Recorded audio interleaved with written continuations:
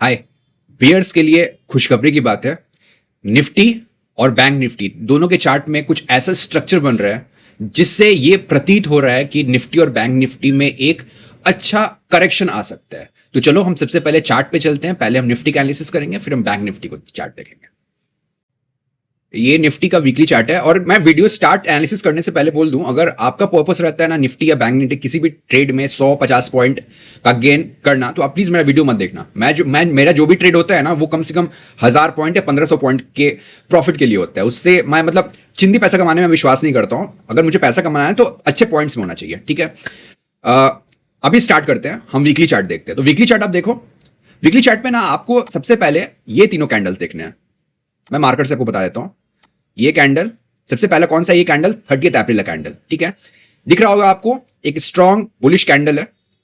दूसरा कैंडल है 20 अप्रैल का और तीसरा कैंडल जो आपने देखना है 27 अप्रैल का। अभी जो 27 अप्रैल का कैंडल है ना वो एक ग्रीन कैंडल था, मतलब वो ये कैंडल अपने पिछले कैंडल के क्लोज के ऊपर क्लोज हुआ है, ठीक है। पिछला कैंडल का जो क्लोजिंग प्राइस था उसके ऊपर इसकी क्लोजिंग हुई है। इंटरेस्टिंग बात यह थी कि 27 अप्रैल कैंडल ने अपने पिछले कैंडल के लो को तोड़ा था, लेकिन उसके बाद बुल्स ने फाइट करी और फिर किसी तरह, मैं वर्ड यूज कर रहा हूं किसी तरह, अपने को 20 अप्रैल के क्लोजिंग के ऊपर क्लोज करा, ठीक है। अभी आप समझना, यहां साइकोलॉजी समझो। अगर प्राइस 27 अप्रैल का लो जो कितना है 23,796, अगर उसके नीचे जाता है तो बुल्स ने जो पिछले वीक कोशिश करी थी बियर से लड़ने की वो फेल हो जाएगा। तो सबसे पहले तो आप ये पॉइंट नोट कर लो, मैं इसको मार्क भी कर देता हूं, ठीक है। ये प्राइस हो गया अपना 23,796। ये जो कहते हैं ना हिंदी में, ये अंतिम दुर्ग है बुल्स के लिए। अगर ये टूटेगा तो निफ्टी में फॉल आएगा एज पर वीकली चार्ट, ठीक है। ये वीकली चार्ट का एनालिसिस हो गया। अब हम फटाफट चलते हैं डेली चार्ट पे।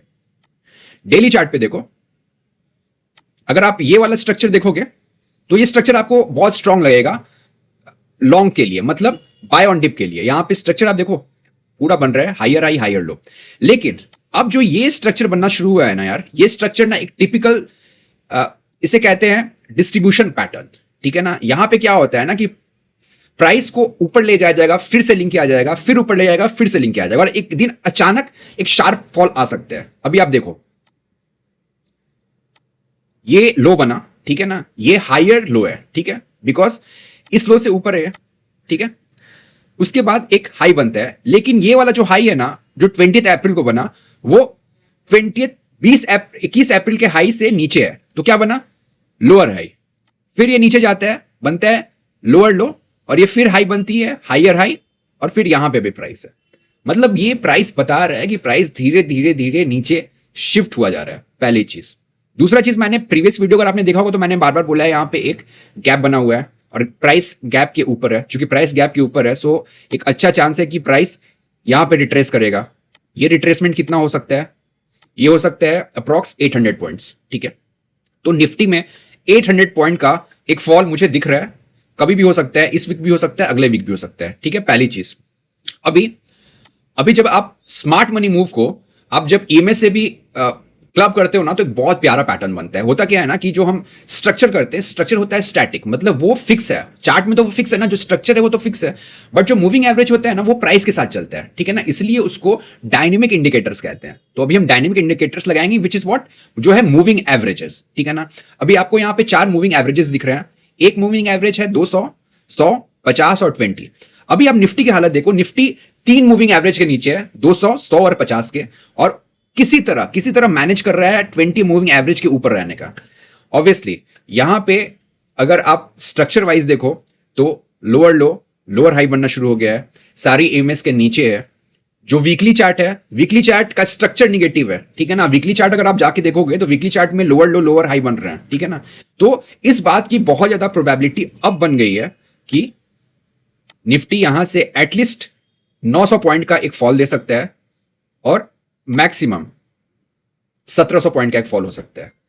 इस लो को ब्रेक करना, मतलब जो 2 अप्रैल का लो है उसको ब्रेक करना अभी भी मुश्किल रहेगा। इसका रीजन ये है कि क्वार्टरली चार्ट अगर आप जाके देखोगे, क्वार्टरली कैंडल्स, तो वहां पे ना एक अच्छा सपोर्ट जोन है। क्वार्टरली कैंडल्स ना बहुत स्ट्रांग होते हैं। तो अगर मुझे ट्रेड करना पड़े तो मैं निफ्टी को शॉर्ट करूंगा जिस दिन मैं आपको लेवल ही बताता हूं कैसे हम शॉर्ट कर सकते हैं। ये जो प्राइस हमने खींची है 23,811, और अगर आपको पिछले वीक का जो वीक चला गया उसका लो भी अगर आप करोगे तो ये वही वाली लाइन है, ठीक है ना।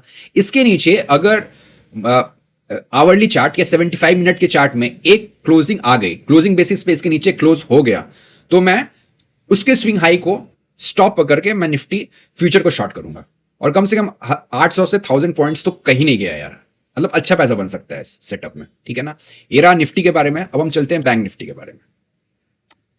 बैंक निफ्टी का पहले मैं आपको बता दूं, बैंक निफ्टी का सबसे पहले फटाफट देख लो। बैंक निफ्टी वीकली में तो बहुत लो है, वीकली में क्लियर है, क्लियर डाउनफॉल दे रही है, ठीक है।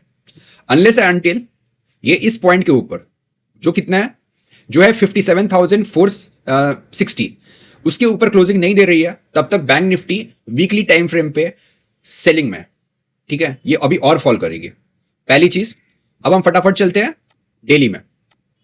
डेली में देखो यार, ठीक है, डेली में ऐसे मैंने बताया ना, निफ्टी ये बैंक निफ्टी का है, ठीक है, यहां तक का मैंने बताया।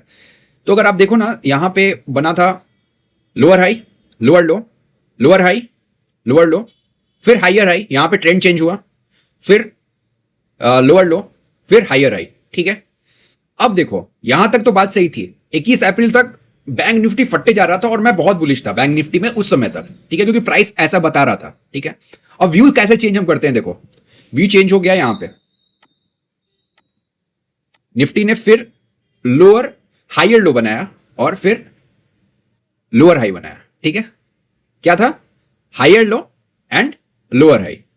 फिर निफ्टी क्या बना रहा है, फिर निफ्टी अगेन लोअर लो बना रहा है, जो ये कंफर्म कर रहा है कि बैंक निफ्टी का डे चार्ट पे निगेटिव हो गया है। और मैं बाय द वे आपको बता दूं, निफ्टी में क्वार्टरली चार्ट स्ट्रांग है, बट बैंक निफ्टी में ऐसा केस नहीं है। बैंक निफ्टी में क्वार्टरली चार्ट भी निगेटिव है, मंथली चार्ट भी निगेटिव है, वीकली चार्ट भी निगेटिव है, और डेली चार्ट भी मुझे अब निगेटिव लग रहा है। अभी हम क्या करेंगे, हमने क्या करा था, हमने अपने सेटअप को मूविंग एवरेज के साथ भी हम देखते हैं कि मूविंग एवरेज क्या बता रहा है, ठीक है। उससे क्या होता है ना, डबल कंफर्मेशन मिलता है आपको, क्योंकि डबल कंफर्मेशन मिल गया ना।